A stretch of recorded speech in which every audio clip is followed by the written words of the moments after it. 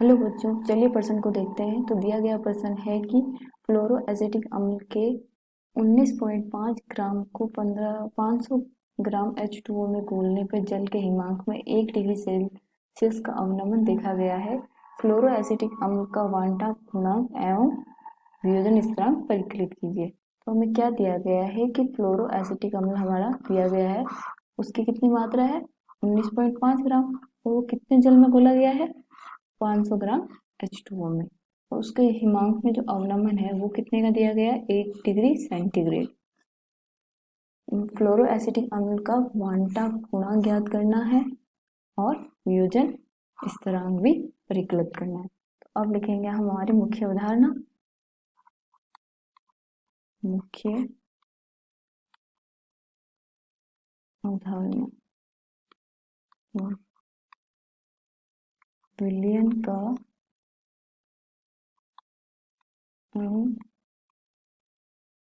संख्य गुणधर्म। तो विलयन के अनुसंख्यीय गुणधर्म हमारे 3-4 होते हैं, उनमें से एक क्या होता है हमारा हिमांक में अवनमन। ठीक है, तो हमें पता होना चाहिए कि हिमांक में अवनमन होता क्या है, उसका हमारे पास सूत्र क्या है, और वांटा गुणांक क्या होता है आई फैक्टर। आई फैक्टर क्या होता है कि जब भी कोई हमें ये विलेय जल में घोलते हैं तो ये क्या करता है, कई बार आयनित होता है, आयनिक यौगिक होता है। तो ये क्या होगा, आयनित होता है, उसकी वजह से हमारा जो वांटा गुणांक आई आता है। और वियोजन स्थिरांक तो हमें पता ही है कि वियोजन की मात्रा कितना प्रतिशत वो वियोजित हुआ है, उसकी वियोजन स्थिरांक निकाल लेंगे। फिर आते हैं हम हमारे क्वेश्चन पे।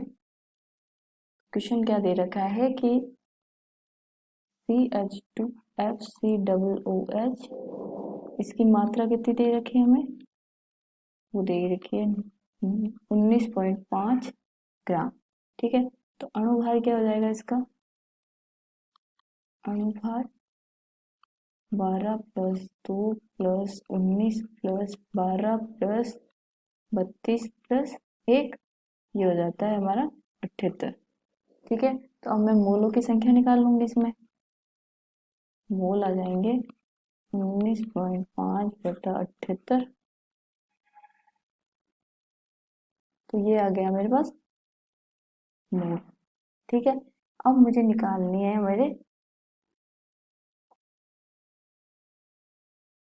अब मुझे क्या निकालना है, हिमांक में अवनमन दे रखा है तो मैं वहां से क्या निकाल सकती हूँ। जैसे हिमांक में अवनमन का हमारे पास सूत्र क्या होता है, डेल्टा टी एफ बराबर आई वांटा गुणांक, अगर वियोजित होता है तो आई आता है के एफ एम। तो ये हमारा के एफ क्या है स्थिरांक, एम क्या है हमारी मोललता। तो हम इसको क्या लिख सकते हैं, आई के एफ, मोललता को क्या लिख सकते हैं डब्ल्यू बी बटा एम बी बटा डब्ल्यू ए। ए क्या है हमारा विलायक, बी क्या है हमारा विलय। ठीक है, और डेल्टा टी एफ, तो डेल्टा टी एफ का मान हमें 1 दे रखा है, आई हमें निकालना है। के एफ का मान जो होता है हमारा यहाँ पे वो क्या होता है, के एफ बराबर 1.86 हमें मानना है। या तो क्वेश्चन में दिया होता है या फिर हमें जल का हिमांक अवनमन में जो हमारा स्थिरांक होता है उसका मान हमें ये लेना होता है। ठीक है, तो अब हम हमारे सारे सूत्र में रख देंगे मान को। तो डेल्टा टी एफ कितना था हमारा 1, आई मुझे निकालना है के एफ कितना होता है 1.86 गुना मात्रा कितनी दे रखी थी 19.5 बटा अणुभार कितना था 78 गुना 1000, विलायक की मात्रा कितनी है 500। तो इसको हल करेंगे तो हमारा जो आई का मान आएगा वो आ जाएगा 1.075। ठीक है, अब आते हैं हमारी अभिक्रिया पर। तो हमारी जो अभिक्रिया है वो क्या दे रखी है कि एफ फ्लोरोएसिटिक एसिड है जो क्या है CH2FCOOH। तो ये वियोजित होकर क्या देगा CH2FCOO minus plus H plus देगा। ठीक है, तो ये हो गया हमारा वियोजित। तो इसमें जो होता है हमारा, तो मैंने मान लिया कि इसकी कोई C सांद्रता होगी, C सांद्रता होगी और प्रारंभ में, ठीक है, प्रारंभ में, और T समय पश्चात क्या हो जाएगी, मैंने मान लिया कि इसकी C माइनस C अल्फा इतने मोल या इतनी इसकी सांद्रता अभिक्रिया करके या वियोजित होके क्या बनाएगा, इसके भी C अल्फा, इसके भी C अल्फा। तो जो हमारा K आता है वो क्या आ जाता है, वो आ जाता है C अल्फा गुणा C अल्फा बटा C माइनस C अल्फा। तो इसको हम लिख सकते हैं C अल्फा की घात 2 बटा 1 माइनस अल्फा। तो ये होता है हमारा के ए। अब इसमें हमारा आई निकाल रखा है, और जो हमारा आई और अल्फा में क्या, आई और अल्फा में क्या संबंध होता है वो हम देखते हैं।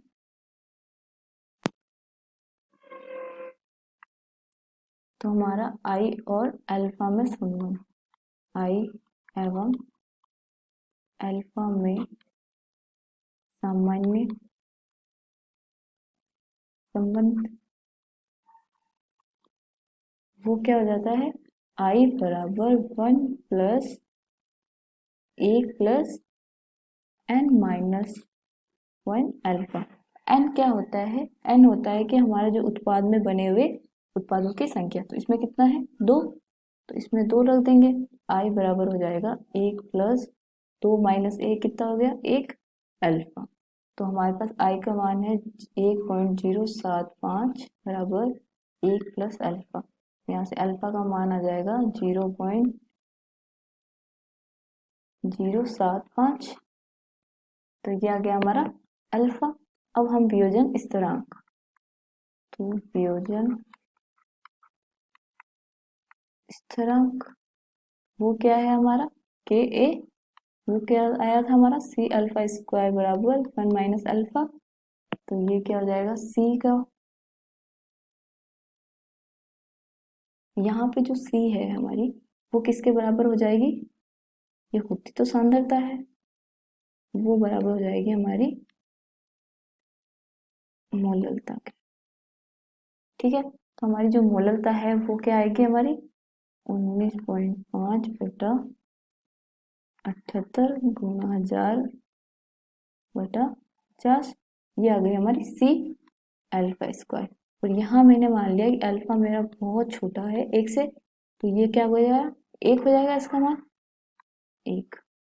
तो के ए, और अल्फा का मान मेरे पास यहाँ पे 0.075 दे रखा है, तो वो रख देंगे 0.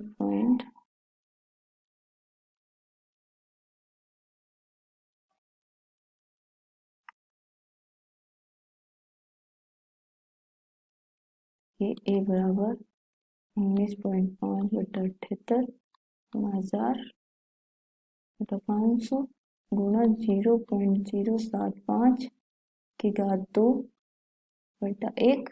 इसको हल करने पे हमारा जो के का मान आएगा वो आ जाएगा 3.07 गुणा 10 की घात -3। आशा करती हूँ आपको समझ में आया होगा। धन्यवाद।